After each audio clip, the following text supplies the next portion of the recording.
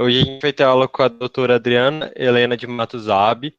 Ela possui graduação em Medicina e mestrado em Ciências da Saúde pela Universidade Federal de Goiás, nossa faculdade.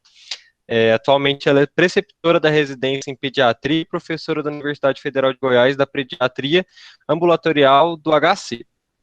Ela também atua como técnica na vigilância do óbito da Superintendência de Vigilância em Saúde da Secretaria Estadual de Goiás e é membro do grupo técnico estadual de análise e discussão dos óbitos maternos, infantis e fetais.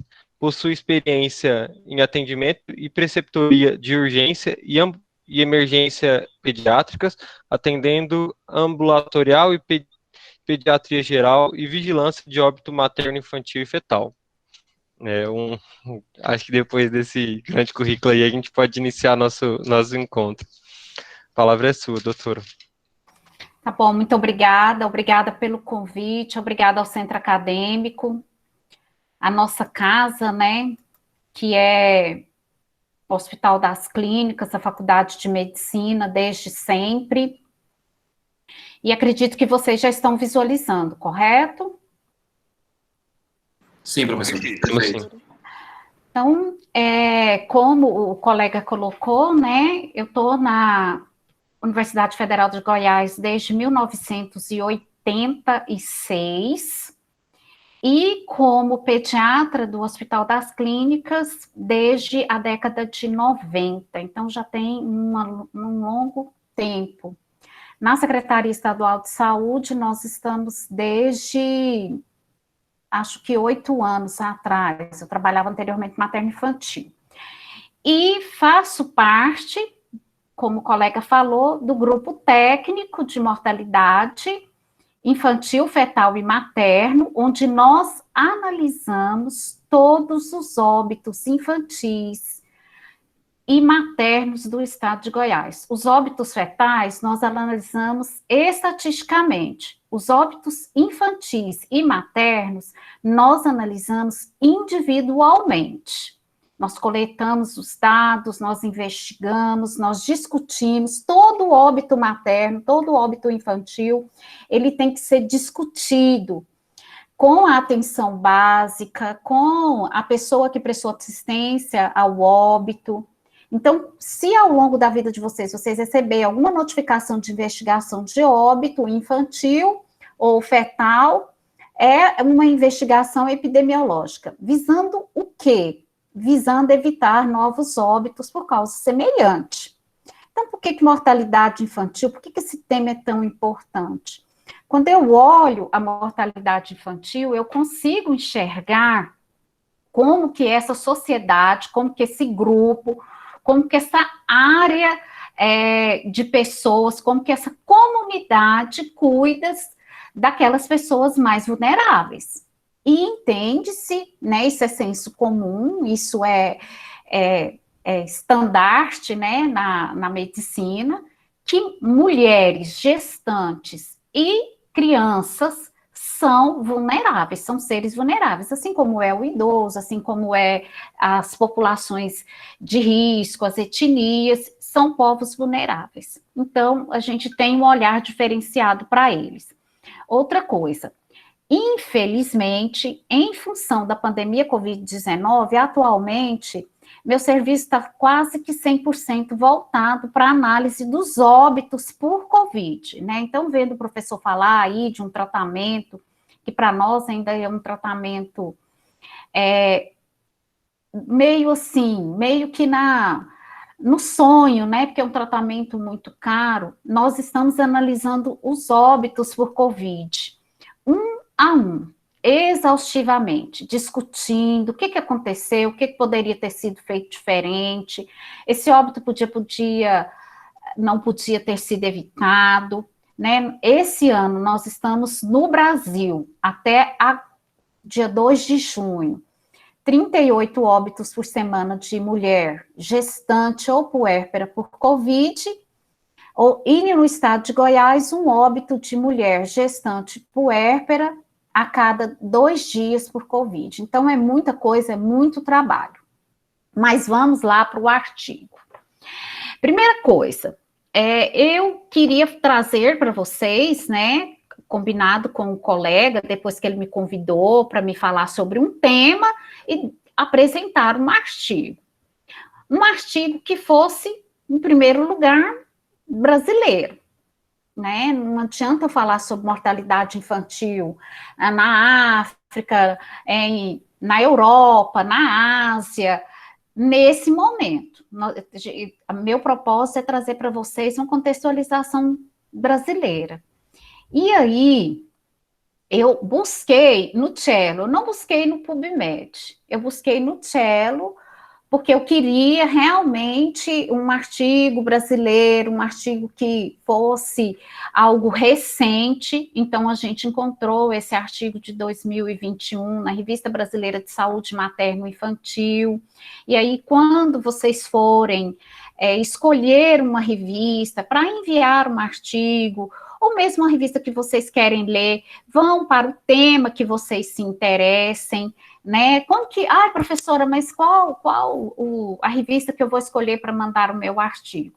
Isso você vai saber à medida que você for lendo mesmo, né? Eu queria um artigo sobre mortalidade infantil, eu fui para uma base que indexa, né, muitos artigos brasileiros que tem de pesquisadores brasileiros, e essa revista se apresentou com esse artigo que a gente passou para vocês.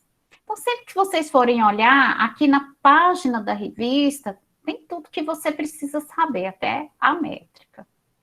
Então, a gente selecionou esse artigo. Tendência da mortalidade neonatal evitável nos estados do Brasil. Eu acho que foi um título muito feliz, um título que abrangeu realmente a proposta do estudo. E o mais interessante de tudo é que ele coloca a palavra tendência, mortalidade evitável e coloca o local, nos estados do Brasil. Falei, opa, só o título já me despertou assim, falei, nossa, que legal, né?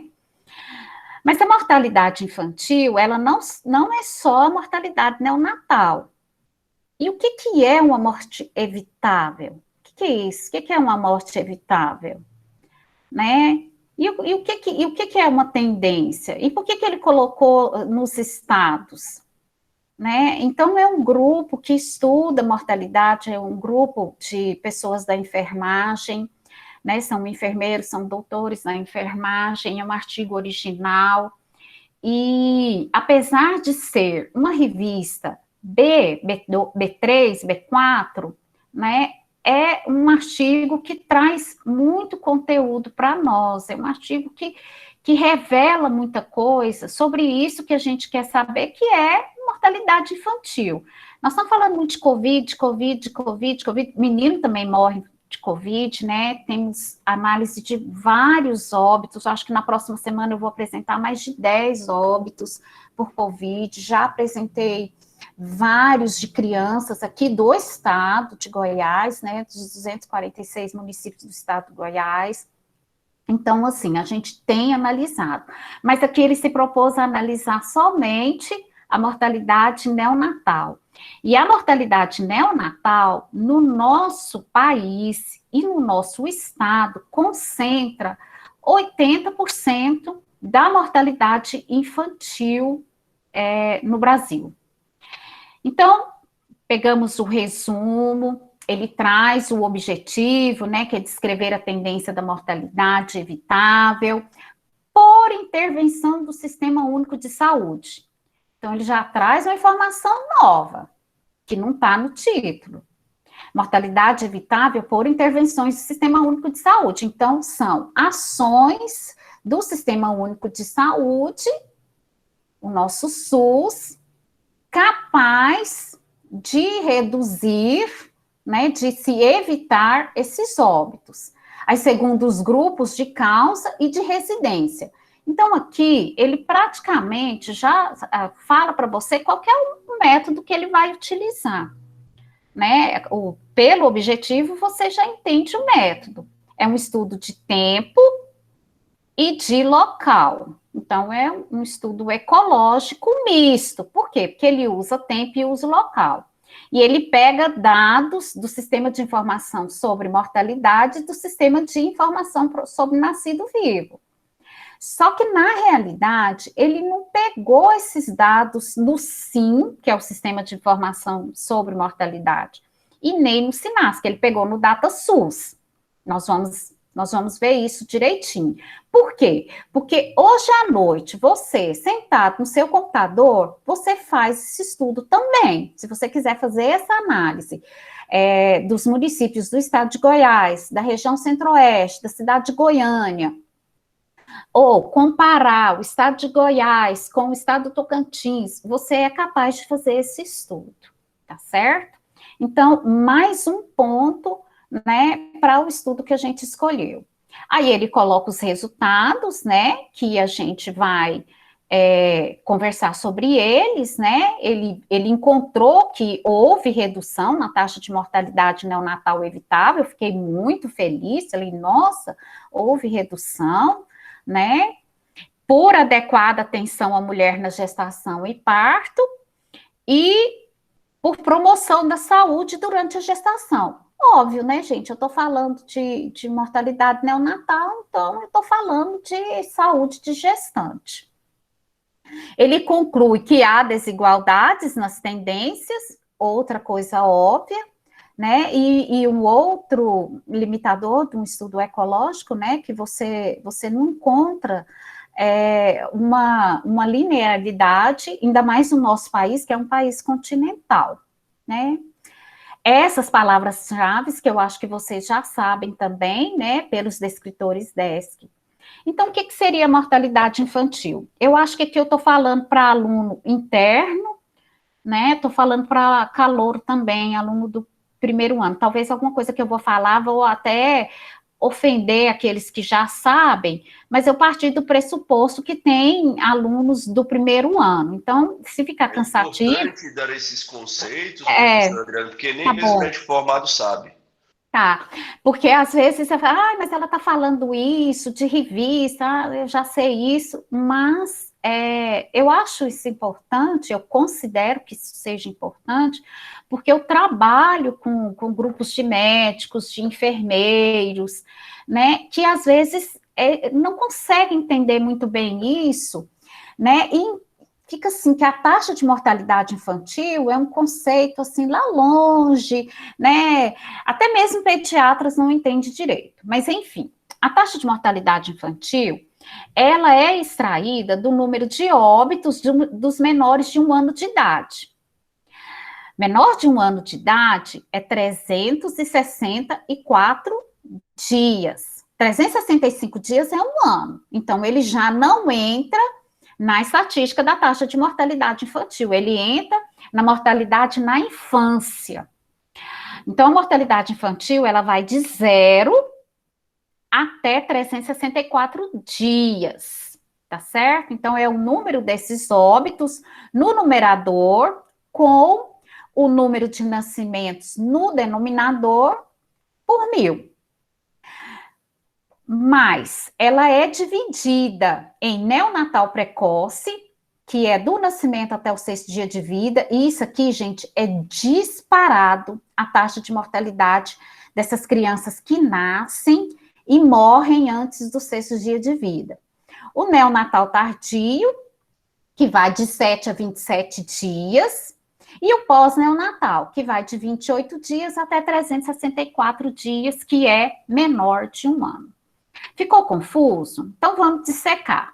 Então, é uma equação onde eu tenho o número de óbitos de criança até 364 dias residentes naquele local, vezes 1000, e no denominador o número de nascimentos de mães residentes. Tem que ser das mães que moram ali naquele local. De repente, a mãe teve o bebê em Goiânia, mas mora em Trindade. Aí eu vou contar uma coisa interessante para vocês. Trindade só faz parto cesáreo 2 vezes por semana.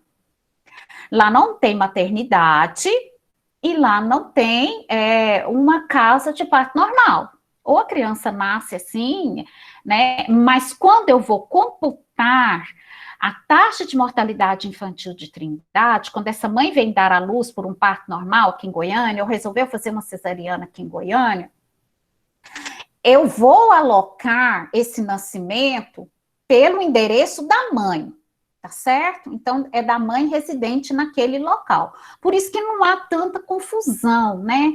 Isso aqui, gente, para um gestor, isso é muito importante, né? Por isso que Goiânia sabe que as crianças que nascem aqui, na realidade, não são daqui, porque senão a taxa de mortalidade infantil de Goiás, de Goiânia, ia ser, assim, assombrosa, né? Porque a maioria dos casos de gravidade ou de complicação, os bebês vêm nascer aqui. Mas aí o cálculo é feito pela residência materna. Aí eu peguei, né, lá no DataSUS, para poder calcular a taxa de mortalidade infantil do nosso estado, em 2019. Por que 2019? A base, o sistema do DataSUS, o sistema de informação sobre mortalidade, sobre nascimento, ele é alimentado continuamente. A gente tem 48 horas para poder digitar uma declaração de nascido vivo e uma declaração de óbito no sistema. Só que a consolidação, ela tem 2 anos de atraso pelo que a gente, o que a gente fala. Então, até agora, nós aqui no estado de Goiás ainda não fechamos a base de 2020. Aí a gente vai fechar a base lá por agosto. O Ministério da Saúde vai consolidar esses dados, e aí o ano que vem, 2022, eu vou ter os dados de 2020. Então, tem sempre 2 anos de atraso, tá? Então, eu encontrei hoje 1.260 óbitos digitados no sistema consolidados e 96.112 nascimentos aqui no estado de Goiás no ano de 2019. Fiz o cálculo, então eu cheguei a uma taxa de mortalidade infantil de 13,10 mortes, né, por cada 1.000 nascidos vivos. Isso é um número, gente, assustador. De cada 1.000 crianças que nascem, 13 morrem até 364 dias de vida. Isso é demais, né? O ideal e o recomendado seria que esse número aqui fosse de 1 dígito, fosse abaixo de 10. A gente não está conseguindo isso, entendeu? Então, assim, meu trabalho é analisar esses 1.260 óbitos. Eu tenho, né, o meu protocolo, eu criei a partir dos estudos que eu fiz, das análises de artigos desde o século XIX, né, que nós tínhamos uma taxa de mortalidade infantil, assim, de 700 por cada 1.000 crianças que nasciam vivas. Aí eu analiso por município, regional, enfim. Não é escopo do trabalho, mas eu quero que vocês vejam a importância. Ai, doutora, 13 por 1.000 é tão pouquinho. Gente, é demais. É demais, é menino demais que morre por cada 1.000. Pensa, nasce 96.000, né? A gente calcula que nasce 100.000, mas eu olhei, né? Em 2019 nasceu 96. É coisa demais. Isso envergonha a gente enquanto profissional de saúde. Mas e aí, o que é uma morte evitável? São mortes que, por ações efetivas do serviço de saúde, poderiam não ocorrer, né? Por ações efetivas. Não era para aquele menininho morrer. São mortes que sinalizam eventos sentinela de qualidade da assistência prestada. Nossa, passou da hora de nascer, né? Nossa, não teve acesso a uma vaga de UTI. Nossa, nasceu com 1,5 kg lá a 500 quilômetros de distância daqui de Goiânia, chegou dentro de uma caixinha, sem oxigênio, ele poderia não ter morrido. São mortes que indicam falha na atenção à saúde. Falha na atenção à mulher, à gestante, ao parto, ao puerpério, à sala de parto. né? Então, são mortes que poderiam ser evitadas. E essa definição da Organização Mundial da Saúde, ela tem 25 anos, mas ainda é atual. Morte evitável continua sendo isso daí. Então, quando você vai lá para o título, tendência da mortalidade neonatal, então ela pegou até 27 dias, evitável, ou seja, mortes que poderiam ter sido evitadas, tá certo? E são mortes por causas naturais. Aquelas crianças que morreram assassinadas, aquelas crianças que morreram por acidente automobilístico, aquelas crianças que morreram por queda, elas entram na estatística total, elas vão entrar na estatística total, óbvio, mas quando eu vou analisar a evitabilidade, eu não aloco elas, tá? Essas mortes evitáveis são todas por causas naturais. Eu concordo com vocês.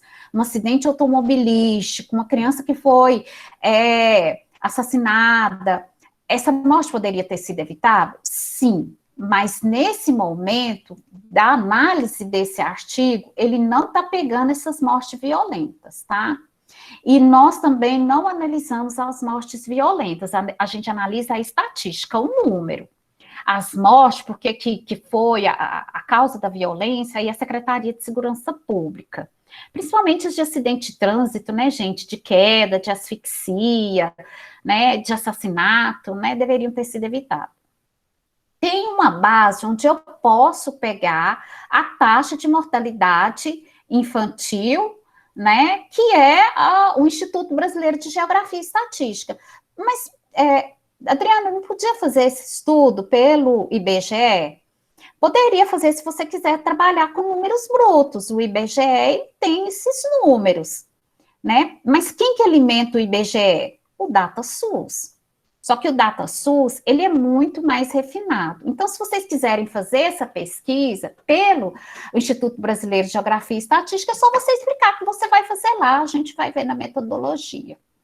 E aí, o artigo, ele traz também a informação da Rede Cegonha. O que foi essa Rede Cegonha? Foi uma estratégia criada para implementar cuidados para a mulher e para a criança, né? E aí, para compor a Rede Cegonha, foi alocado recursos para pré-natal, parto, nascimento, puerpério, né? Uma logística de regulação, de transporte, de malha viária, de telefone, né? E eu participei de muitas reuniões da Rede Cegonha, e eu me lembro direitinho que teve uma reunião que, como que a gente pode evitar, né, nessas cidades que não tem pediatra, que só tem um médico generalista, que não tem um obstetra para fazer uma cesariana, como que a gente pode evitar, quais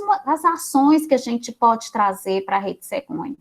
E uma coisa muito interessante que a gente encontrou foi fita métrica, não foi incubadora de transporte, não foi surfactante, não foi UTI neonatal, fita métrica.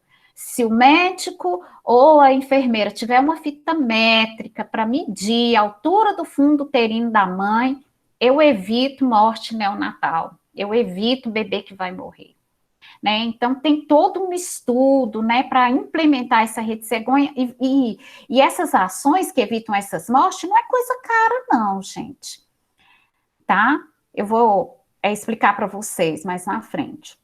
E aí a gente tinha também, né, que ele coloca lá os objetivos do desenvolvimento do milênio, né, que ela melhorar a saúde da gestante, né, reduzir a mortalidade infantil, que era o 4 e o 5, nós não conseguimos cumprir os objetivos do desenvolvimento do milênio em 2015.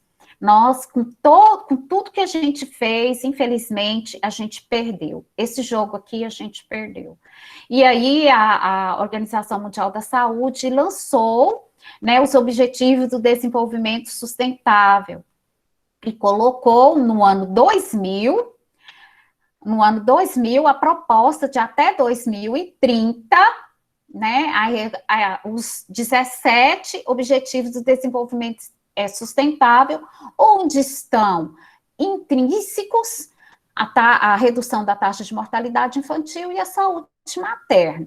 Nós sabemos que nós não vamos alcançar esses objetivos por causa da pandemia, né, e de tudo que a gente está vendo aqui, né, a desigualdade não vai ser reduzida, a educação de qualidade, enfim, o artigo também traz isso daqui para vocês, né. Então, quando a criança nasce em um local, um estabelecimento de saúde, ou ela é levada a um estabelecimento de saúde, ela nasce em casa, ela recebe uma declaração de nascido vivo. Essa declaração é preenchida por um profissional competente e alimenta o sistema de informação sobre nascido vivo, o SINASC. Esse sistema, ele é trancado. Você não pode, da sua casa, ter acesso a esse sistema. Essa aqui é a minha página lá, né? Eu tenho acesso a esse sistema, com login e senha, né? E eu vigio os nascimentos, as declarações de nascido vivo, nome da mãe, enfim. Para você ter acesso ao SINASC, você tem que ter autorização, comitê de ética. Da mesma forma, quando um indivíduo morre, ele recebe uma declaração de óbito, que vai alimentar o sistema de informação sobre mortalidade. E aí, então, também acesso restrito, existe o sistema estadual e o sistema federal. O acesso é restrito com usuário e senha, mas esses dois sistemas alimentam o DataSUS. Aí começa uma crítica que eu faço ao trabalho, né? Eu acredito que os escritores do artigo, né, os autores, eles poderiam ter falado que extraíram os dados do DataSUS e não aqui do SINASC. Deu a impressão que foi, no início eu falei, opa, eles pegaram do SINASC, eles não podem pegar aqui no SINASC, né? Mas, enfim, eles não pegaram, eles pegaram no DataSUS. Então, aqui é o Manual de Vigilância do Óbito, é um livro de 96 páginas, publicado em 2009, e ele traz essa informação no artigo também, mas lá no final, lá na discussão, ele destaca a atuação do Comitê de Prevenção de Óbito Materno, do Óbito Infantil e Fetal. Ele não menciona isso na introdução, e eu acredito que ele deveria ter mencionado. Então, como eu já disse para vocês, todo óbito infantil, fetal, materno, ele é notificado e ele é investigado. E aí, a gente faz uma reunião, onde a gente pega a declaração de óbito, onde a gente pega toda a linha de vida dessa criança e faz uma análise de evitabilidade. Será que esse óbito poderia ter sido evitado? Mas a gente não segue fórum íntimo, a gente não segue achismo, a gente não segue o que o pessoal do Einstein acha, a gente segue critérios estabelecidos nesse manual para chegar a essa conclusão. E aí a gente tem várias classificações. Na nossa análise, nós fazemos todas essas classificações. A classificação do Sistema Estadual de Análise de Dados, né? E os colegas os autores do artigo, eles colocaram como critérios a lista de mortes evitável por intervenção no SUS, que é o que está no DataSUS. Aí a gente só coloca um número, e aí quando vai alimentar o sistema, a gente coloca como que esse óbito poderia ter sido evitado. Aí tem o viés.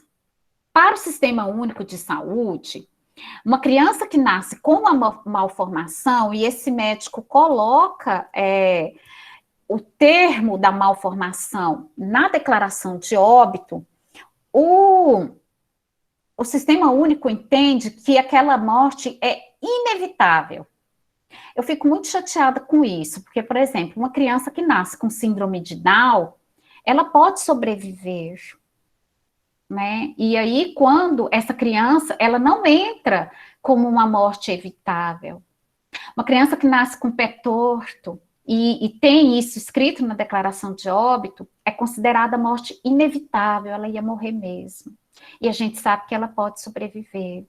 Uma criança que nasce com uma cardiopatia, e isso vem mencionado na declaração de óbito, e aí ela morre, né? Eu sei que essa criança poderia sobreviver, né? Então, isso, assim, a gente tem feito a análise das malformações, eu tenho encontrado nas declarações e nesses óbitos inevitáveis, crianças totalmente viáveis. Mas, enfim, né? Isso seria objeto de estudo, aqui está, né? A lista das mortes evitáveis, da qual a gente faz essa análise, que é o que o artigo traz. A outra análise que a gente também faz é uma adaptação, né, da Wieslittle, e você vê que aqui, ó, ele disseca as causas. Eu gosto muito de analisar por esse instrumento, né, um instrumento já validado no Brasil. E aí ele, então, na introdução, os autores falam, nós queremos analisar a tendência da mortalidade neonatal evitável por intervenção do Sistema Único de Saúde, que agora vocês já sabem o que é, de onde que vem, segundo os grupos de causas, né? Ó, causas evitáveis, reduzíveis por imunoprevenção, reduzível por adequada atenção à mulher à gestação e parto, reduzíveis por ações adequadas de diagnóstico, né? Então, vocês já sabem de onde saiu esses grupos, de onde saiu essas causas, né? Aí ele quis analisar por estado de residência materna e nesse período, de 2000 a 2018. Legal, muito bom, né? Então, eu tenho que ter um objetivo. E eu tendo um objetivo, eu delimito o tipo de estudo que eu vou fazer. Aqui, ele colocou o estudo ecológico misto. Mesmo se vocês nunca tivessem ouvido falar que é um estudo ecológico, só de olhar os objetivos, né? Causa, estado de residência, local e período. Você já conseguiria entender que foi no Brasil, né? Os estados brasileiros, regiões brasileiras. Na sua cabeça, se você nunca tivesse ouvido falar de estudo ecológico, eu acho que você definiria isso aí, você daria um nome para isso, mas o nome disso é estudo ecológico, tá? Que é um estudo baseado em coleta de dados, né? Você pega dado secundário, você analisa a população diferente, é um estudo observacional, ele é retrospectivo, né? De base populacional, porque ele está estudando população, no caso, as crianças até 27 dias, né? Ele é misto porque ele analisou o espaço e tempo. Ele poderia ter analisado só tempo e dito assim, Brasil, Brasil, Brasil, Brasil, Brasil, né? E ele analisou o espaço. Ficou muito bom, ficou legal, né? Não existe informação sobre doença. Por exemplo, vocês não viram nesse estudo que o bebê morreu de infecção de urina, que o bebê morreu de tétano neonatal, morreu de coqueluche, morreu de diarreia. Vocês não viram isso, ele não traz o nome dessas doenças, né? É um estudo bom, um estudo que dá para você fazer aí da sua casa, é um estudo que eu quero ver muito vocês fazerem, né? Porque eu consigo analisar a associação entre exposição e condição relacionada à coletividade, né? Você viu que ele estudou todo mundo, o Brasil inteiro, todos os estados, dissecou por região, ficou muito legal. Mas é óbvio que, como todo estudo, ele tem a desvantagem, né? Que o que acontece para um não acontece para outro. Não é um estudo que você consegue analisar isso, mas é um estudo extremamente válido quando eu quero estudar a taxa de mortalidade, estudo sobre cânceres e tal. Então, como eu disse, o SIN, o SINASC alimenta o DataSUS, e foi aqui que os nossos colegas extraíram as informações. Aqui, ó, os dados sobre nascido vivo, você vai em estatísticas vitais, né?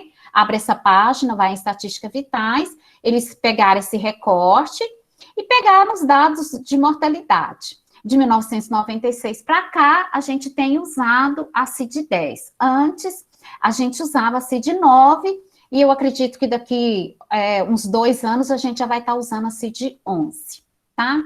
Então, ele pegou esses dois aqui, nascido vivo e mortalidade.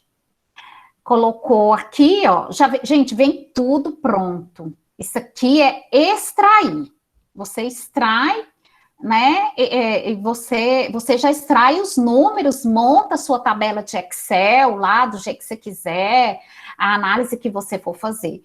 Aqui ele colocou o tempo, né, ele coloca o tempo, e aqui ele coloca o espaço, ó, ele analisou. Se você clicar quando você estiver fazendo no mapa, o mapa dá a seleção para você, ó.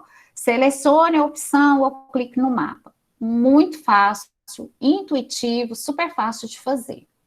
E aí, na hora que ele foi selecionar, ele selecionou as causas evitáveis por aquelas categorias do SUS e selecionou a faixa etária até 27 dias.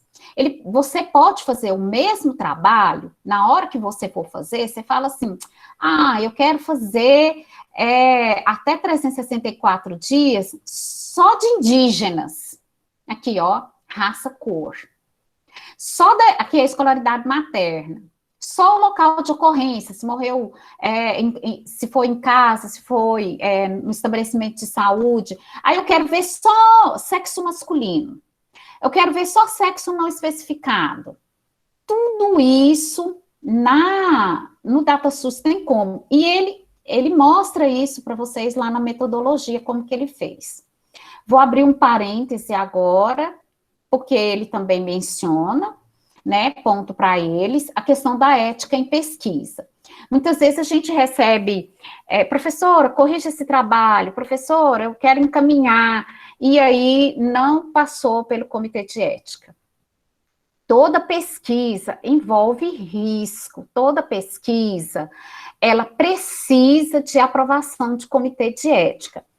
Nesse caso aqui, você vê que mesmo não precisando passar, né, porque é um estudo ecológico, esses dados aqui são abertos, repórter pode pegar, professor de educação básica pode pegar, qualquer pessoa tem acesso a isso aqui, tá? Mas não tem acesso ao nome e nem nada, se fosse no Sinasc, sim.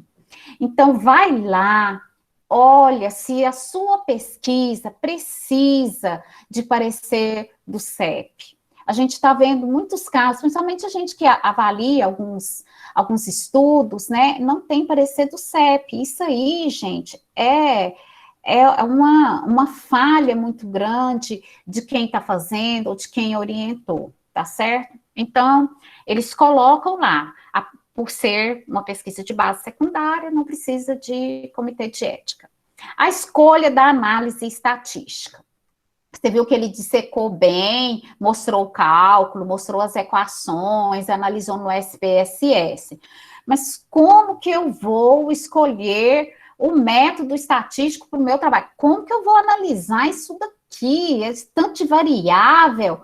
Gente, você desenha. Você vai desenhando aquilo que você quer saber, os seus objetivos. E aí, a partir dos seus objetivos, da análise de outros artigos, você escolhe o pacote que você quer utilizar. Você vê que quando ele foi analisar as calças, ele pegou frequência absoluta e relativa, porcentagem, colocou por triênio. Então, você vai agrupando e vai fazendo os testes de estatística a partir daquilo que já existe. Né? Você quer utilizar um outro pacote, você quer fazer no Excel, não tem problema. A maioria dos acadêmicos que eu tenho orientado, a gente tem feito de frequência absoluta e relativa, né? E tem se dado muito bem. Não se encolham, não deixem de fazer um trabalho, porque às vezes você não consegue fazer análise estatística. Não deixe isso aqui te emperrar, não. Tem que estudar, tem que saber, tá? E aí eu destaquei os principais resultados. Então, ele colocou que do ano 2000 até o ano de 2018, nasceram 56.442.235 crianças, ou seja, registro no SINAX. Professora, não pode ter registro duplicado? Não.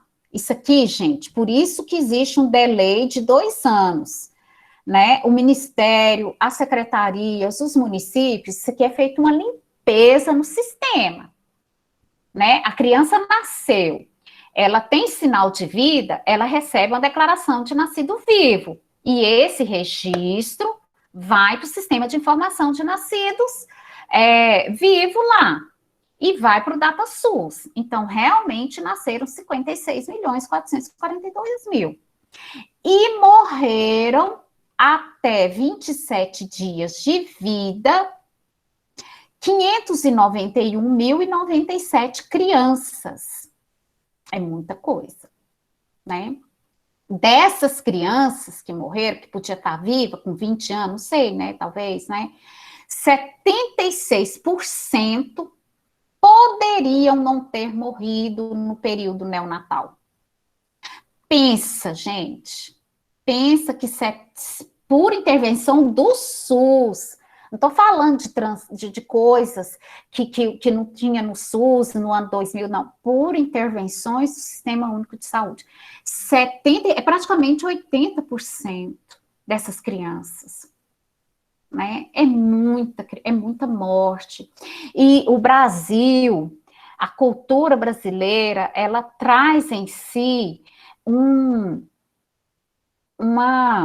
fala de que se morre neném, se morre bebê, vai para o céu, morreu sem pecado, virou anjinho, né? Essas mortes, elas são choradas pela mãe, né? Mas eu preciso enxergar essa morte aqui como uma ferida aberta, não é? São crianças que poderiam estar vivas.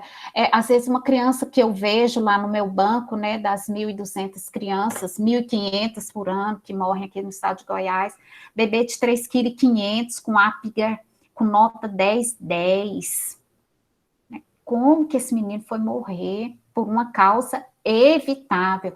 Só isso aqui, para mim, ó, eu sentei e falei, poxa vida, só isso aqui vale o trabalho. Isso aqui é no Brasil, né? Registro de mortes neonatais por causas evitáveis, até 27 dias. Se eu pegar até 364, provavelmente eu tenho muito mais, né? Eu posso chegar a 1 milhão, né? E aí ele vem falando, né, que essa taxa reduziu de 13 para 8, né?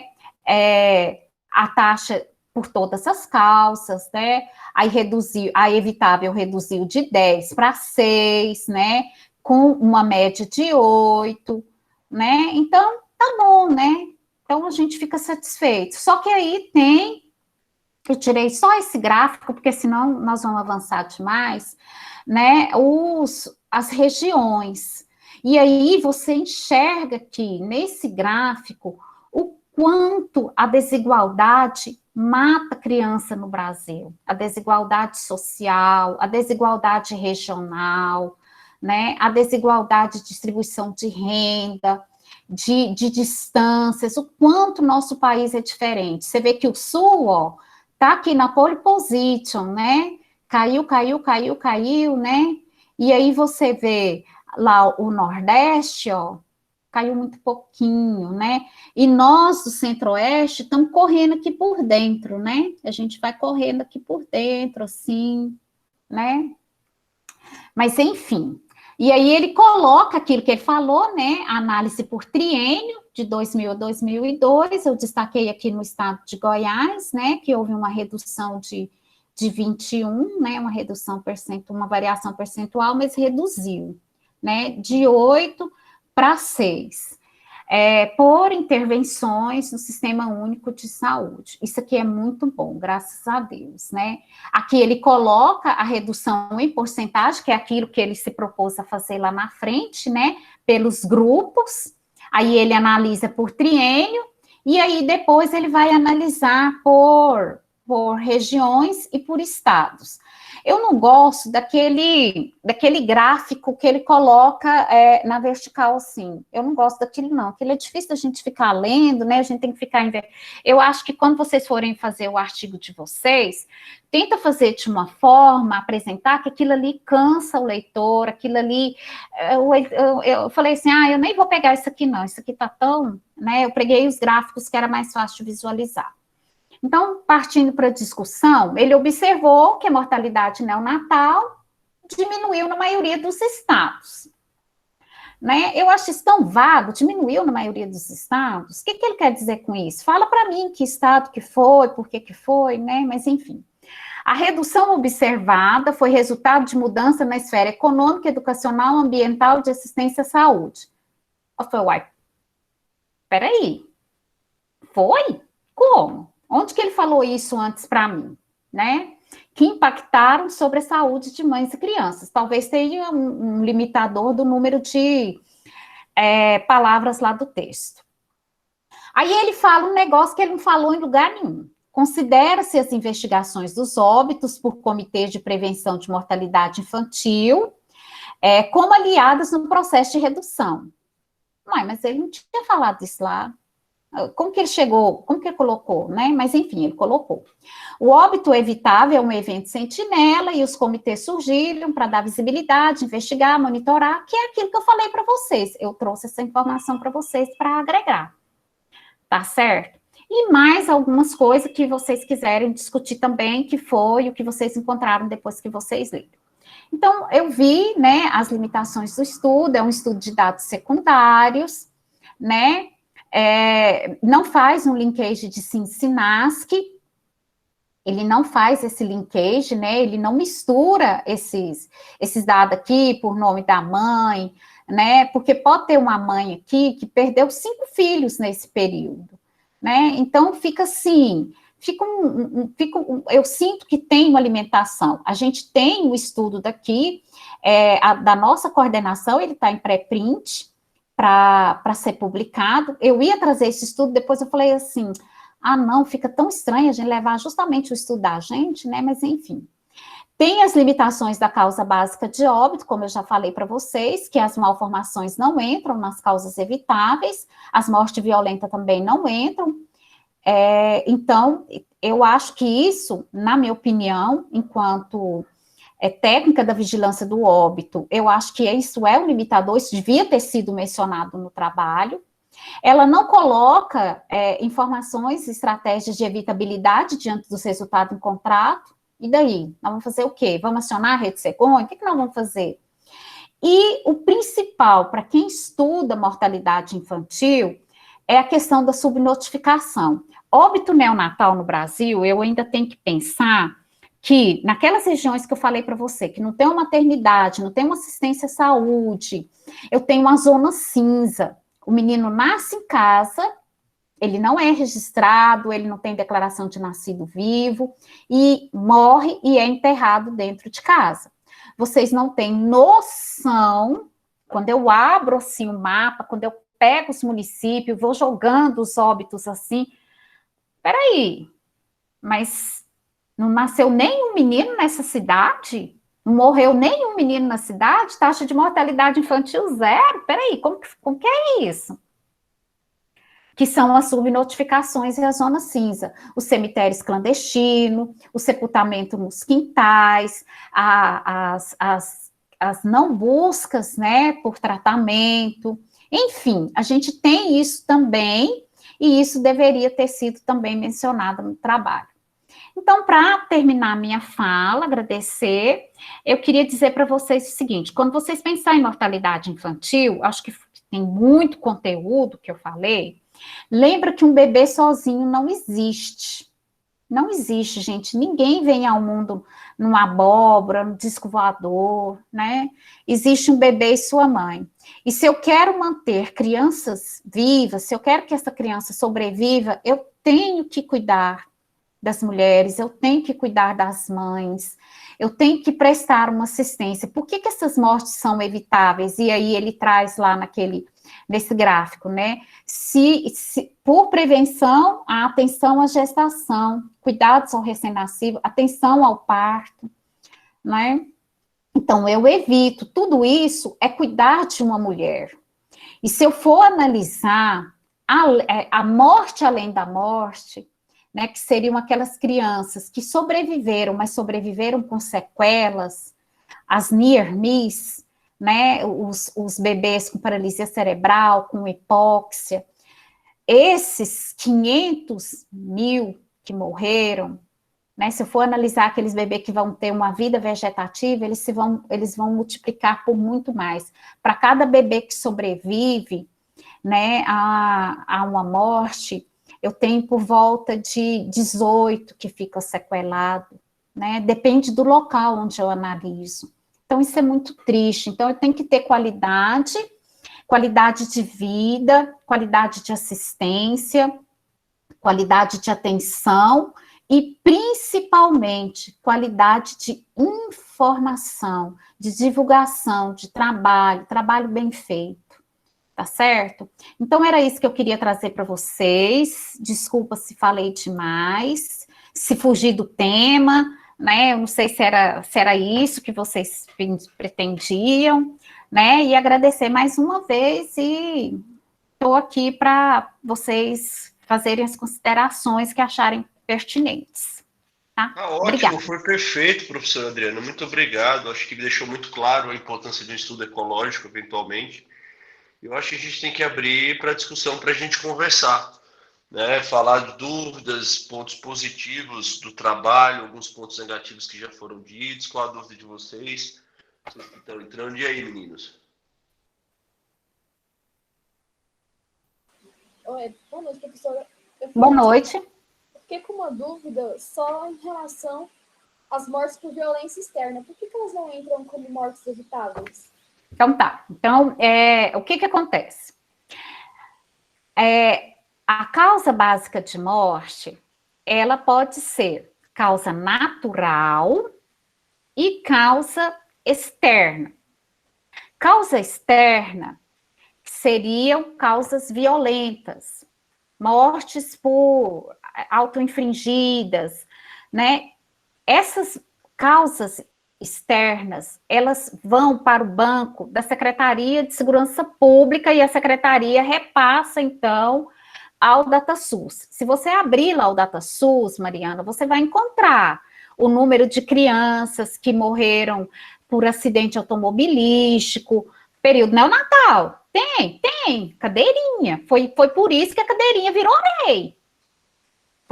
Foi porque, analisando o banco, eu vi que muita criança morreu por acidente automobilístico, porque não estava fivelado, não estava na cadeirinha. Foi por isso que a cadeirinha virou lei, que essas mortes elas foram muito altas. Eu tenho esse dado lá. Mas ele não entra nessa análise de causas reduzíveis por ação do SUS. Entendeu? Essa análise aí. E nós aqui da secretaria, nós não analisamos causas externas. Quem analisa é a polícia. Esse corpo dessa criança, ele vai para o Instituto Médico Legal. Ele não vai para o serviço de verificação de óbito. Se eu tenho suspeita de uma causa externa, a mãe acordou à noite, foi no berço, o bebê estava morto. Aí ela pega o bebê, vai para a UBS, chega lá na UBS, o médico examina, ela fala, olha, o neném estava bem, eu deitei para dormir, quando eu acordei, o neném estava todo roxo. Ele examina o corpo, aí ele acha, por exemplo, um hematoma. Ele não pode dar declaração de óbito. Então, para onde que ele vai encaminhar? Para o Instituto Médico Legal, Polícia Técnico-Científica. Ele vai entrar na estatística de mortalidade? Vai. Talvez naqueles 500 mil lá que ela colocou, tenha vários que foram morte violenta. Mas ele vai entrar na investigação de evitabilidade? Não. Tá? É uma morte evitável? Aquela criança ela foi espancada, isso é evitável. Mas ele não entra como causa natural, entendeu? Deu para entender agora, professora.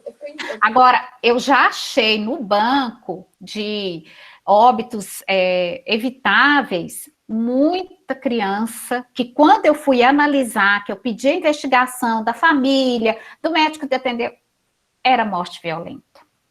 né? Eu já peguei demais, né? Quando eu vou analisar, eu falo, peraí, como assim, né?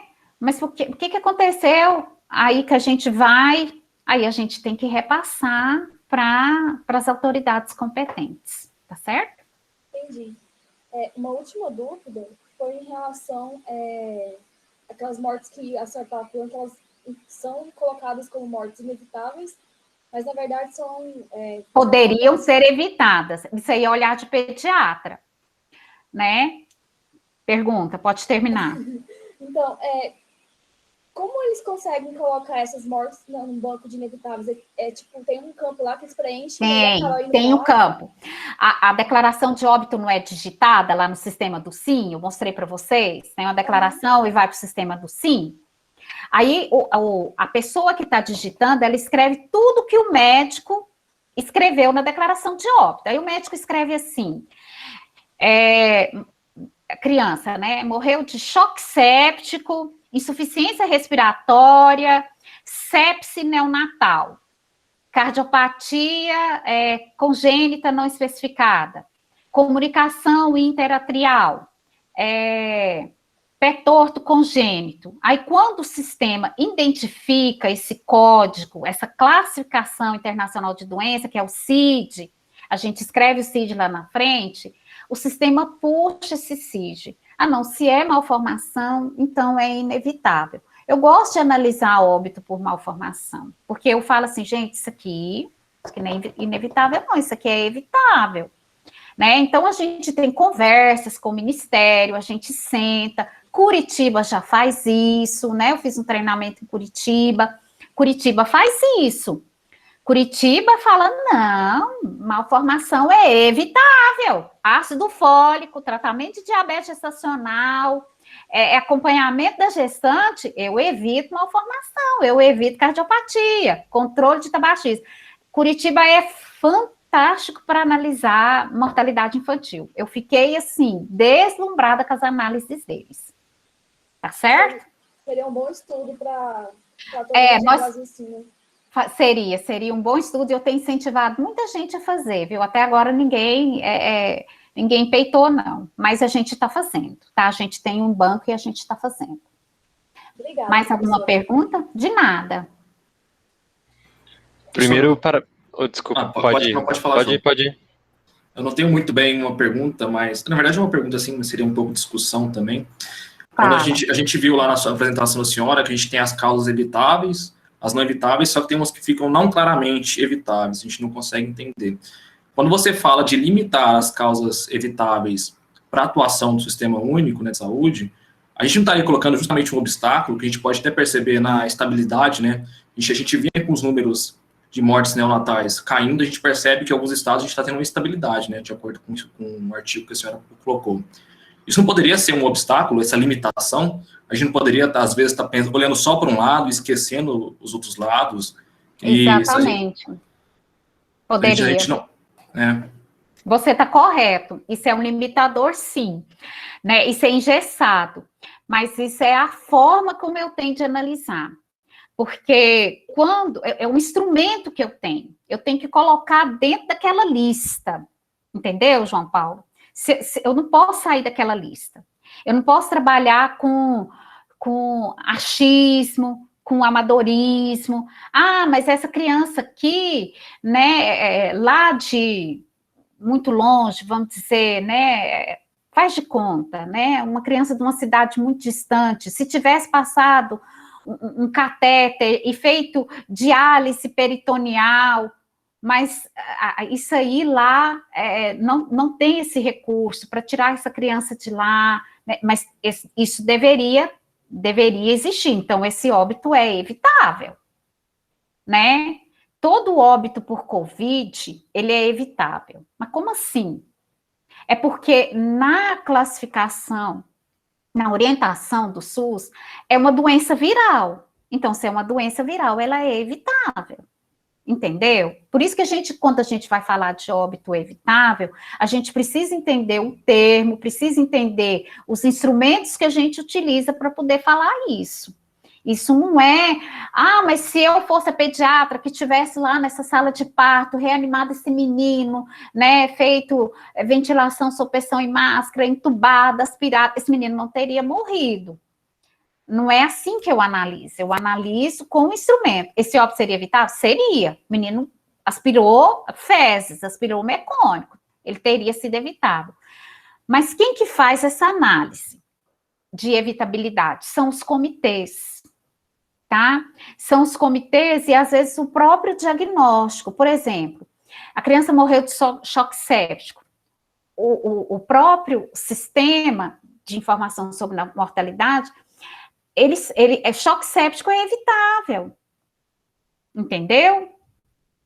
Só que aí, quando eu sento para conversar, aí já é outra análise, tá, gente? Aí já é uma análise mais qualitativa. Quando eu sento para conversar com a equipe médica que atendeu, com a UTI que atendeu, eu falo, olha, a gente fez de tudo, né, a gente fez todos os antibióticos, a gente dialisou ele, a gente transfundiu, a gente fez de tudo, né, então essa análise, ela é uma análise que, quando eu olho para aqueles critérios, você tem razão, ela fica engessada, mas eu tenho que fazer essa análise por aqueles critérios. E quando eu converso, por isso, gente, que não há culpabilização, entendeu?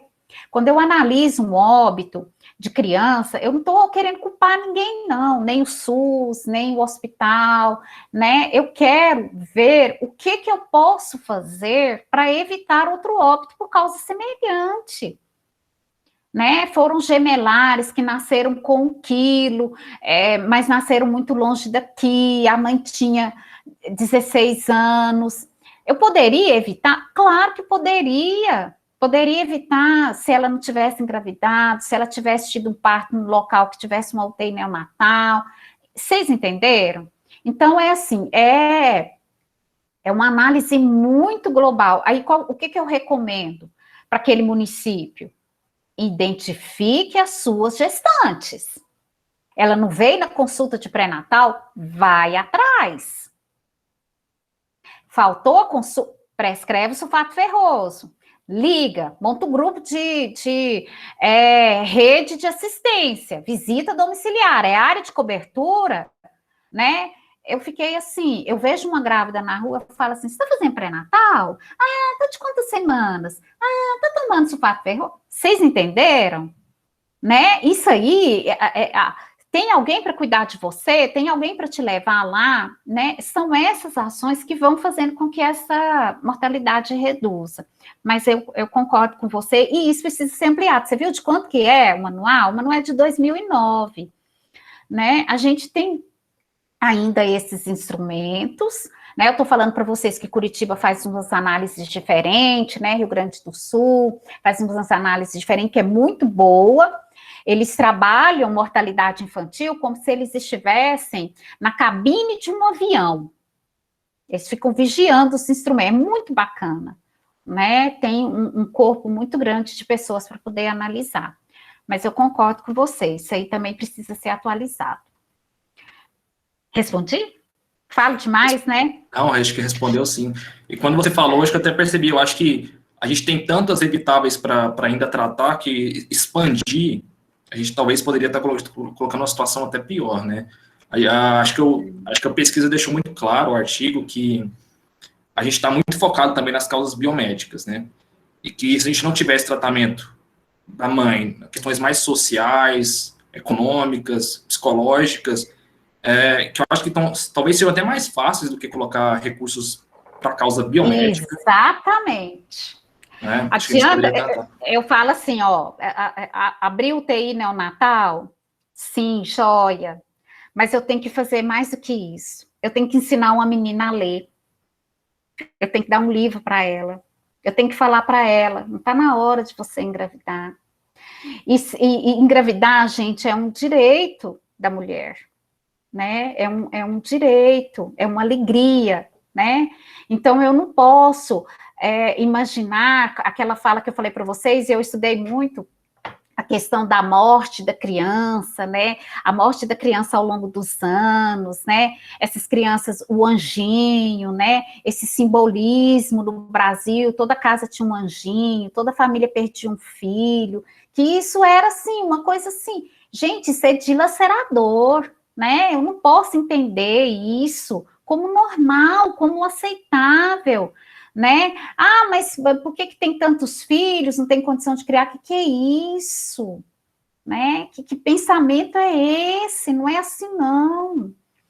Né? Eu tenho que dar condições de moradia, de estudo, de assistência, de parto, de acompanhamento, eu tenho que treinar parteira, eu tenho que ensinar aqueles locais que não tem médico, eu tenho que ter condição, por exemplo, de essa mulher que mora lá naquela cidade ter uma malha viária, como que essa mulher vem gestante, em trabalho de parto, numa estrada que não é asfaltada, que vai ter muito, né, sem oxigênio, entendeu?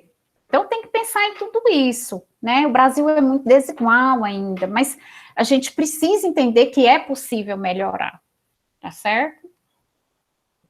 Perfeito, né? professora. Obrigado. Nada. Doutor, primeiro, Mais alguém?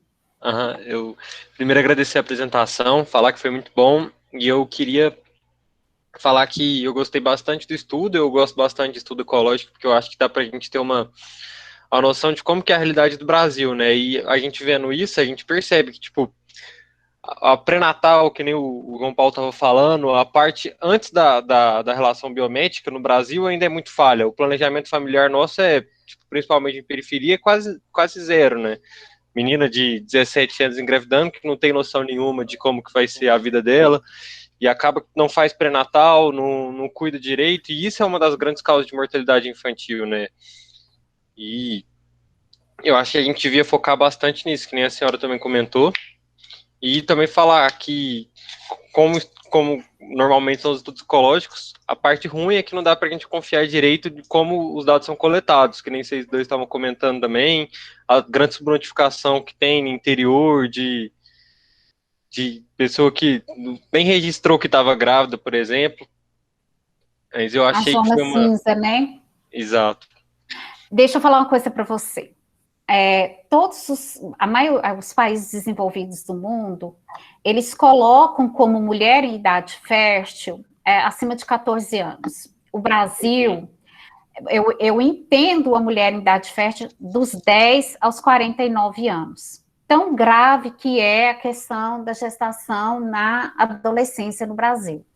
Então, assim, não é raro, né, a gente pegar, né, no banco de morte materna, né, jovens, muito jovens, né, e de perdas fetais, que toda perda fetal também é notificada, pegar mães com idade de menos de 14 anos. E toda mulher que engravida com menos de 14 anos, ela foi vítima de uma violência, né? Isso é tipificado, né? Isso é um crime tipificado por lei. Então, assim, isso que você falou é muito importante, né?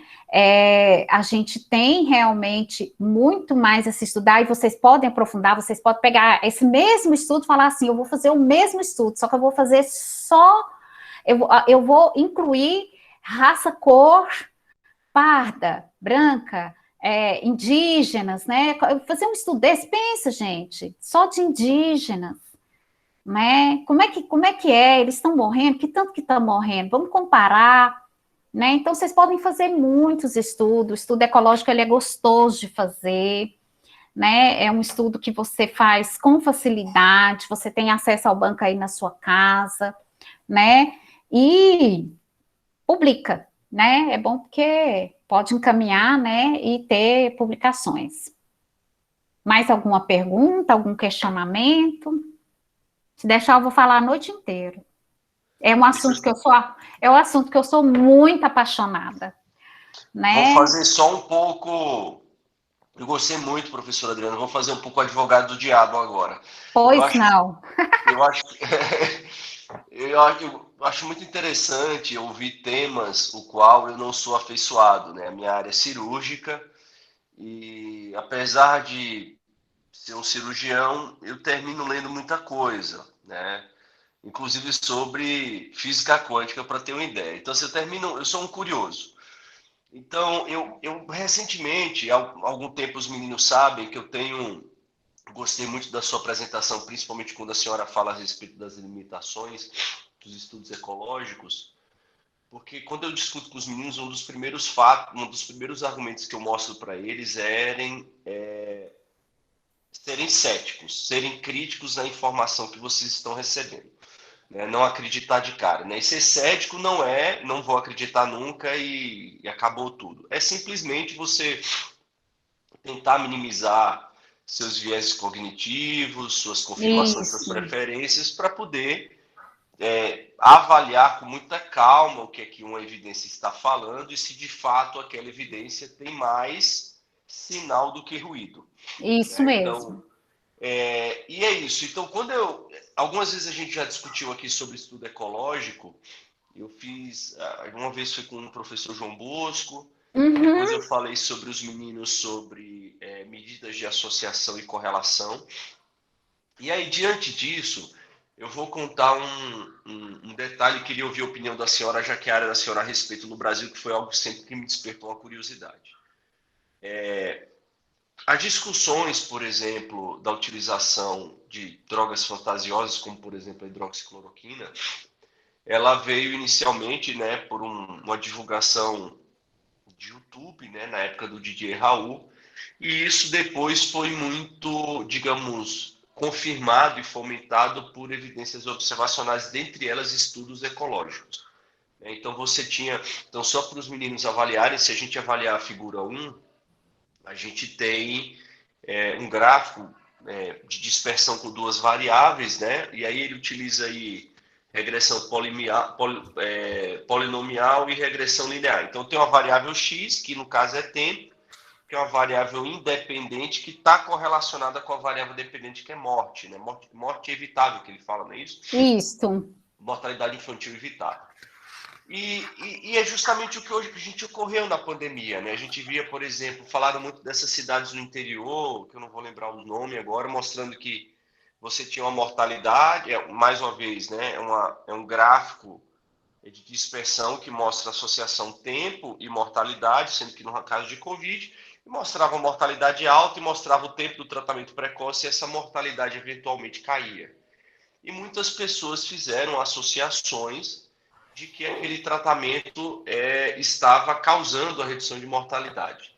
E uma das coisas que eu falei para os meninos era justamente, essa é a primeira história no Brasil, né? Em relação a isso, esse dado, né? Um estudo ecológico tentando fazer associação causal de uma determinada intervenção. E outro segundo ponto, que já não é da minha área, mas envolve um pouco a parte de oncologia, que eu opero muito câncer, é um estudo muito interessante que foi feito nos Estados Unidos, em parceria com o John Hopkins, entre o Vinay Prasad e o Joaquim Cruz. Eles avaliaram em 30 anos, é um estudo ecológico, e eles avaliaram em 30 anos a mortalidade, não a letalidade, né? A mortalidade, letalidade é o número de óbitos, desfechos, dividido pelo número de pessoas doentes com aquela doença. Exatamente. A mortalidade do câncer de próstata em 30 anos, nos Estados Unidos, que é um país que, do ponto de vista de acurácia, né, de compilação de dados, muito mais profissional e sofisticado do que nós. E ele mostrava que existia uma leve tendência à redução de mortalidade, mas ele não quis atribuir causalidade, absolutamente nada.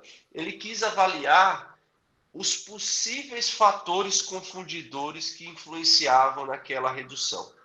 Isso que eu achei muito interessante, né? Então ele foi atrás de como esses dados eram digamos, compilados e ele mostrou assim divergências que só aquelas divergências poderiam estar associadas com redução de mortalidade e não a qualquer tipo de terapia específica. Como se atribui muito nesses congressos de urologia, olha, a mortalidade está reduzindo por conta do rastreio, a mortalidade está reduzindo é por conta das cirurgias que ficaram mais sofisticadas, novas drogas e por aí vai. E ele mostrou que olha os exemplos de problemas na aquisição de dados dos Estados Unidos. Alguns deles eram mudança a cada 10 anos na forma como você definia a mortalidade por aquele câncer. Outro detalhe era, um exemplo, por exemplo, um paciente tem um câncer de próstata metastático, aí ele caiu e teve uma fratura, né? E ele caiu, teve uma fratura, foi fazer uma correção da cirurgia de fratura, morreu da correção de fratura. Existiam lugares que falavam que ele morreu do câncer, outros falavam que ele morreu da fratura. Existia até um dado que eu achei muito interessante, que existia um estado americano que em 10 anos ele teve uma imigração muito grande de uma população negra. E a população negra é uma população que tem uma prevalência muito menor de câncer de próstata do que outras. E só aquela migração brutal de pessoas negras poderia reduzir a mortalidade, né? Então, assim, são inúmeros dados que mostram que, na realidade, aquilo estava muito mais associado a ruído do que, de fato, atribuir a associação causal. Então, o que eu falo para os meninos é aquela coisa que eu achei muito interessante. A senhora falou da limitação, né? Mas, olha, a associação, a epidemiologia nos ensina que a associação ou correlação, ela pode ser mediada por acaso, viés, né, ruído, seja como for, e causa, né? Muito cuidado ao atribuir associação causal. Então, diante disso, justamente eu queria fazer essa pergunta para a senhora, porque não é minha área, até mais uma curiosidade mesmo. Conhecendo a limitação, né, de como os dados no Brasil são realizados, que vai desde o quê? A falha do médico ao preencher um atestado de óbito, a incompletude do dado, a falta do entendimento do médico de preencher o dado corretamente, até mesmo o CID equivocado, a como esse dado é preenchido por outra pessoa que não é médica, né? Que tá ali uma folha, ela vai preencher, que às vezes ela não entende a letra do médico. Então, assim, veja as possibilidades de ruído. A divergência de como essa informação é preenchida. Então, por exemplo, a senhora falou uma coisa interessante. Curitiba, eles têm uma compilação, né, de dados incrível. Eu sou de Maceió, né? Eu formei em São Paulo, mas eu sou de Maceió. E eu tenho certeza que em Maceió a coisa deve ser muito esdrúxula. Não. Né? Não, então que coisa boa. Então a senhora está me dando reta, mas talvez aqui não, a gente tem reunião com o Brasil inteiro. Coisa boa. Mas talvez eu vou te explicar isso daí. Perfeito. Só para terminar meu raciocínio. Então, eu estou falando o cenário para eu dar a minha curiosidade sobre o dado. Então, veja, o Brasil é um país continental. Eu posso ter, perceba que naquele gráfico de dispersão, então, por exemplo, um estado, ele pode ter uma forma de preenchimento, de organização diferente a outro. Então, eu posso ter um estado que tem menos mortalidade do que outro, simplesmente por subnotificação, um exemplo. Né? Ou porque preencheu o dado errado, ou porque a mulher... são muitas variáveis que eu estou pensando aqui, né? Enfim, então eu posso simplesmente ter uma diferença de mortalidade, seja de estado para estado, seja de tempo, seja como for, baseada nesses ruídos desse ecossistema vinculado a estudos ecológicos. E conhecendo como o dado é preenchido no Brasil, como prontuário de hospital, isso assim me dá então, assim, um arrepio. Exatamente. Então, quando eu li esse estudo, o que eu acho interessante do estudo é o seguinte, para mim, uma coisa que vejo muito interessante.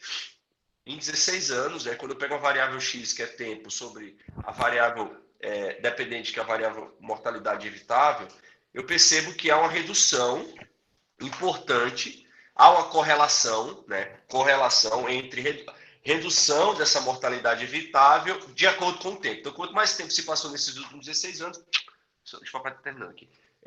Quanto mais tempo isso passou, tivemos menos morte, né? Reduziu a morte. Então, isso eu vejo no gráfico, isso muito bem determinado, inclusive é algo consistente com todos os estados. E há uma discrepância, né, entre a região sudeste e a região nordeste. Na região nordeste morre mais do que menos. Enfim, agora, eu tenho dificuldade de atribuir causalidade, aí é o que eu falei, meu lado cético, né? quando eu li lá no estudo, ele mostra 4 pontos de prováveis causas, imunidade,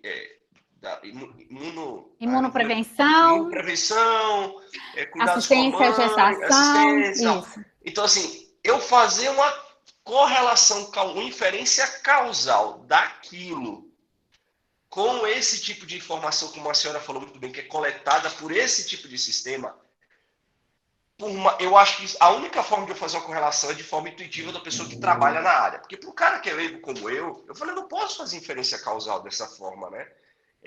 Porque... Não.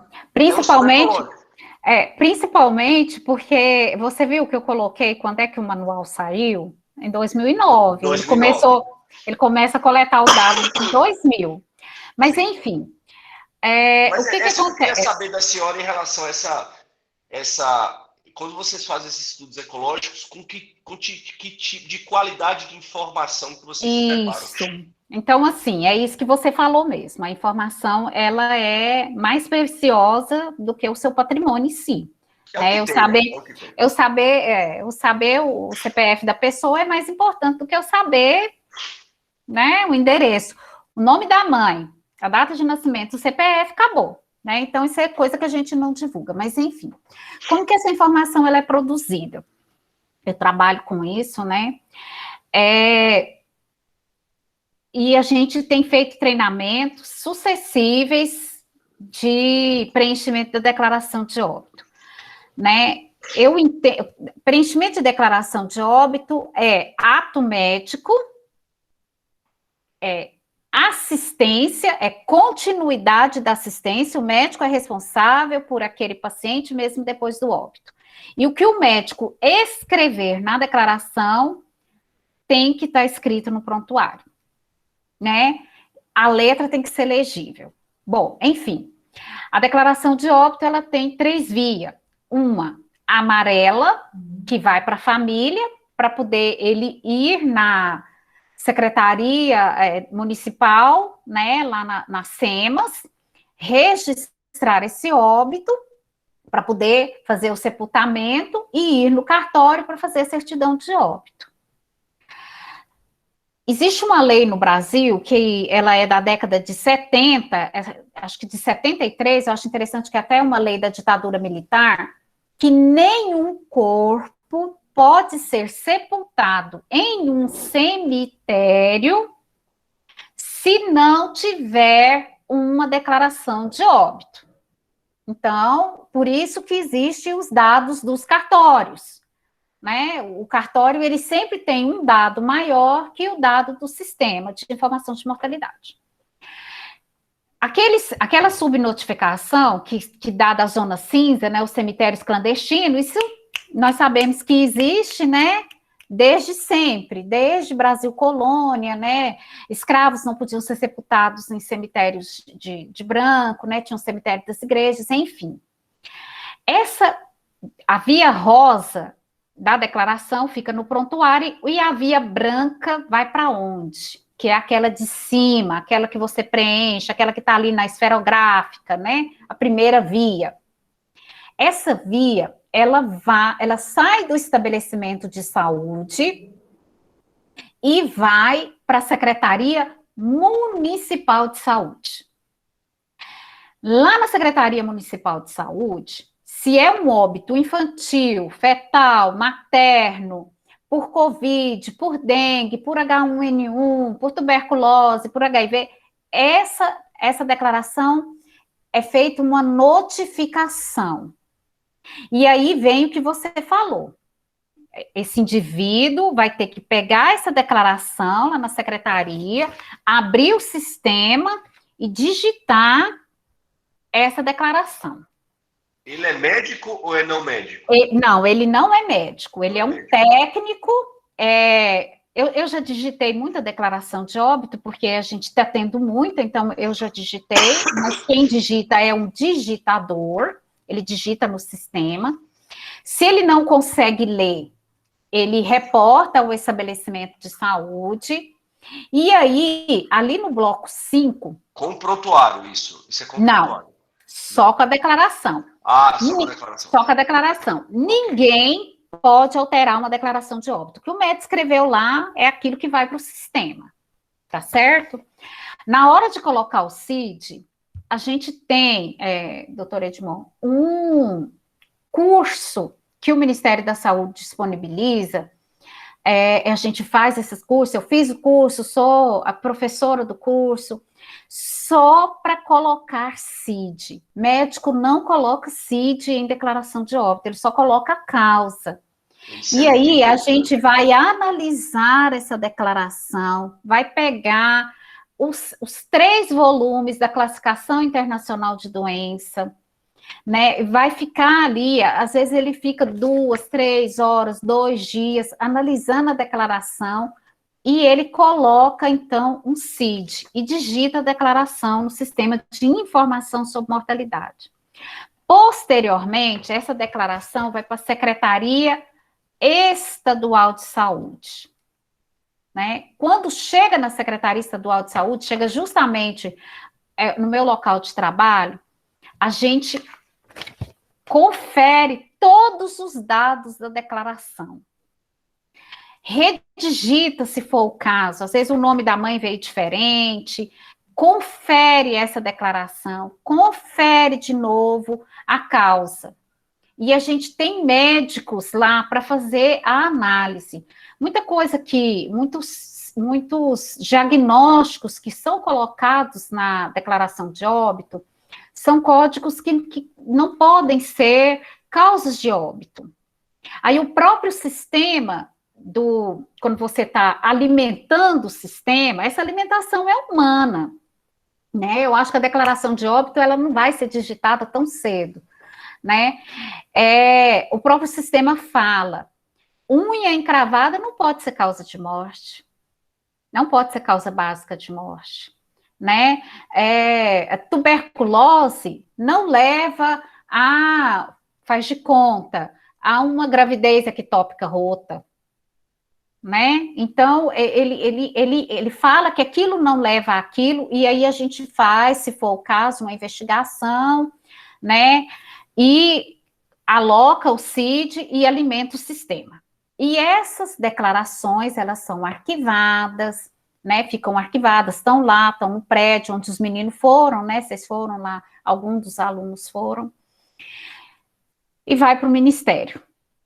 Quando chega no Ministério, todos os dados são analisados. Aí eles devolvem aquelas incoerentes. Por isso que tem 2 anos, você tem até 48 horas para digitar a declaração do sistema. E o Ministério vai analisar tudo isso, tanto a declaração de nascido vivo, quanto a declaração de óbito. O Ministério vai analisar. Ele vai cruzar dados para ver se essa pessoa já não tem outra declaração.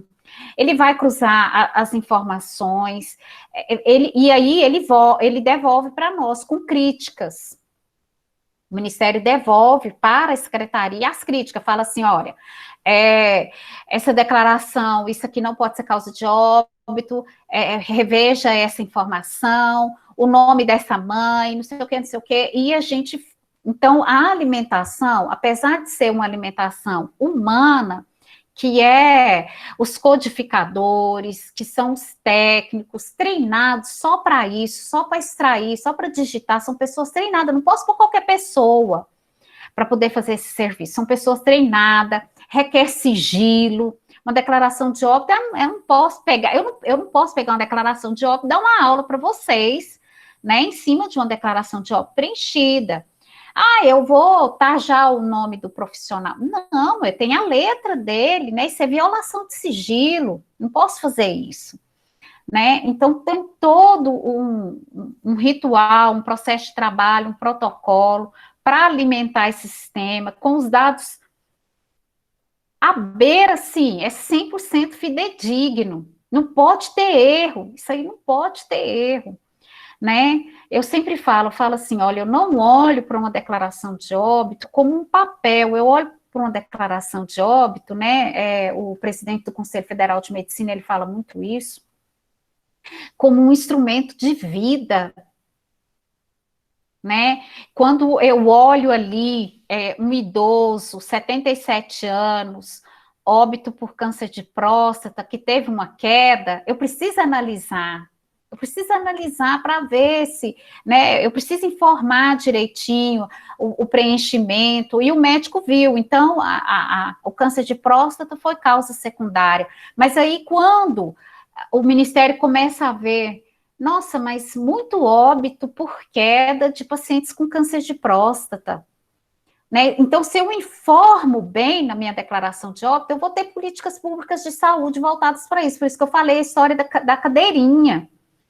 Quando começou acidente automobilístico, morte por acidente.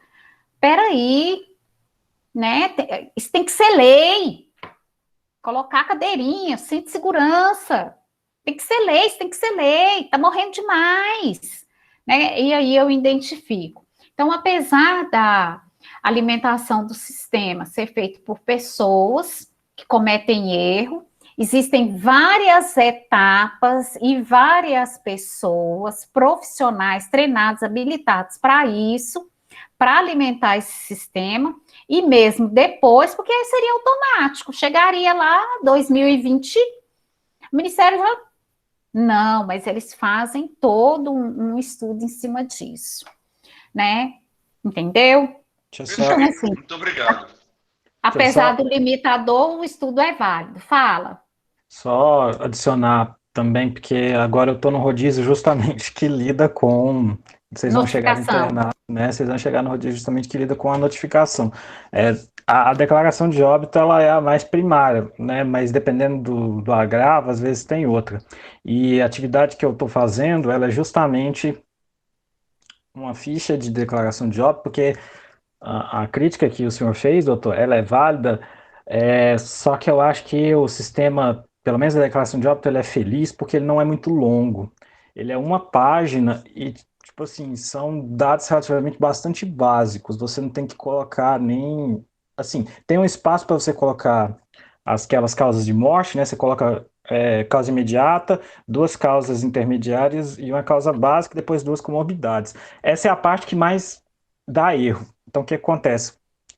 Colocou uma coisa incoerente, por exemplo, às vezes a pessoa colocou o contrário, né? Para você colocar aqui, foi um choque séptico, que foi causado por uma insuficiência respiratória aguda, que foi causado por uma pneumonia viral, cuja causa básica foi uma Covid-19. Tem gente que escreve o contrário, que foi uma Covid-19 causada por um choque séptico. Aí liga porque quem preencheu sempre coloca o número, né? Aí liga para a pessoa para esclarecer, para avisar que preencheu errado. Às vezes pede a foto do exame, que foi o exame do Covid, por exemplo. Aí eles mandam o exame e aí a gente recorrige a declaração de óbito para aí ela entrar no sistema, né? A declaração de óbito entra no sistema depois dessa análise. E aí é bom porque, naturalmente, você vai vendo coisas que ficam muito incoerentes. Você, às vezes, começa a achar, nossa, o hospital... quando você está fazendo essa análise, é desse jeito. O hospital fulano de tal. Nossa, lá só morre paciente de pneumonia Covid. O paciente não tem mais nada, só tem pneumonia Covid, não teve mais nada. Aí você já fica suspeito com aquele hospital, né? Tem um elemento humano aí para dar uma filtrada nesse ruído. Claro, não é uma filtrada perfeita, mas eu acredito que dentro das limitações, principalmente a declaração de óbito, ela é muito boa. Tem uma outra ficha, que é a ficha do CIVEP-GRIP, por exemplo, que está sendo muito utilizada agora na época da Covid, só que ela tem muito espaço para preencher. Tem muito espaço. E dá para você saber quando é que o espaço, por exemplo, tem lá, o paciente teve febre, o normal, o que é o certo? Se o paciente não teve febre, é você ir lá, apertar e clicar em não teve. Só que você pega um monte de dado que está escrito assim, selecione. Se está escrito selecione, é porque a pessoa que escreveu ela não foi lá e nem clicou. Então você não sabe se o paciente não teve febre ou se ele teve febre e o profissional não registrou. Então, quando a ficha tem muita coisa pro cara preencher... É muito difícil. Naturalmente a pessoa não vai preencher. Mas a declaração de óbito, pelo menos ela, que é mais a base desse estudo aí, ela pelo menos ela tem menos elementos, então a pessoa tende a ser menos preguiçosa para Qual a preencher. frequência de preenchimento de atestado de óbito errado que recebe aí, mais ou menos? Que eu tenho, a frequência, A frequência. olha, eu acho que chega a uns 90%. Pois é, isso era uma coisa interessante para os alunos. Isso é um trabalho de pesquisa Eu já muito falei. legal. Eu já falei, mas aí era outra coisa que que vocês podem 90%. estudar, que vocês poderiam estudar, que seria a mortalidade infantil a partir da alteração da casa básica do óbito. Tem muito artigo sobre isso, entendeu? Mortalidade materna, por exemplo, a mulher morreu, gente, isso é todo dia o serviço da gente. A mulher morreu por infecção puerperal. Ela morreu no 3º pós-operatório de uma cesariana, infecção de urina, e aí ela fez um choque séptico e morreu. Aí você pega a declaração, tá escrito assim, sepse, choque séptico. Aí a hora que você olha a idade, como que uma mulher de 25 anos morre de sepse, choque séptico? Aí você vai investigar, ela fez uma cesárea, ela estava com infecção de urina, você entendeu? Então, por isso que tem que ter a investigação, o trabalho da investigação dessas declarações de óbito, né? É um trabalho árduo, é um trabalho que eu não durmo. Aqui, ó, eu fico 24 horas respondendo isso daí. Imagina, entendeu? muito bom, foi ótimo. Eu acho que já estamos na hora. João, Mariana. Desculpa, Adelona. Imagina, foi perfeito, professora Adriana, perfeito. Sinta-se sempre convidada, foi ótimo. Obrigada. Professora, eu só queria falar antes dos meninos aí, só agradecer pela disponibilidade do contato da senhora, ela sempre conversando comigo. Muito obrigado, viu? Eu que agradeço. Obrigada. No mais é isso, gente. Agradecer a doutora Adriana de novo. Foi um ótimo encontro, teve ótimas discussões também, foi uma ótima apresentação. Lembrar vocês de assinar a lista de presença que está no chat aí. E fazer um avisinho que a gente vai fazer um recesso dos nossos encontros. Aí a gente volta dia 27 de julho, se eu não me engano. Só dá um tempinho para a gente descansar a cabeça. 28. 28, e aí, perdão. quando voltar, aí a gente vai agora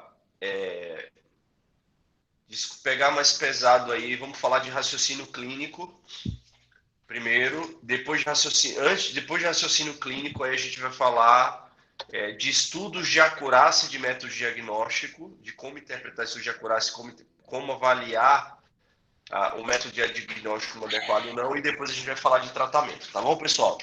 Bom descanso a todos. Tchau, tchau. Obrigado mais uma vez. Tchau, doutor. Sua mãe aí. Um abraço. Até mais, professor. Boa noite.